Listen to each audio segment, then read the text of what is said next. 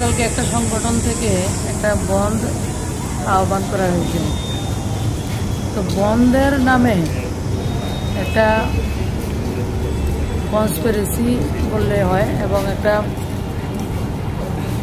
উত্তেজনাপূর্ণ পরিবেশ তৈরি করার চেষ্টা করা হয়েছে, যার ফলস্বরূপ আমরা দেখলাম এখন দুজন, একজন ইঞ্জিনিয়ার আরডি আর একজন বিডিও সাহেব, তারা গুরুতর আহত এবং যেটা আমার মুখ্যমন্ত্রী বলেছেন যে তাদেরকে অ্যাটেম্প টু মার্ডার এমন করে তাদেরকে উপর আক্রমণ করা হয়েছে। ঈশ্বরের অশেষ করে ওনারা বেঁচে গেছেন। এই ধরনের আক্রমণ দুর্ভাগ্যজনক এবং যারা করেছে একটা জাতি গোষ্ঠীকে টার্গেট করে এই ধরনের আক্রমণ শানিত করা হয়েছে। আশা করি যারা আক্রমণ করেছেন এবং যারা এই ঘটনার সঙ্গে জড়িত রয়েছেন, যুক্ত রয়েছেন, তাদের উপযুক্ত শাস্তি হবে। রাজ্যের মানুষের মতো করে আমিও এই ধরনের আমারও দাবি যে এই ধরনের যারা করেছে কাজ, ভিন্ন একটা কাজ করেছেন, তাদের শাস্তি দেওয়া হোক।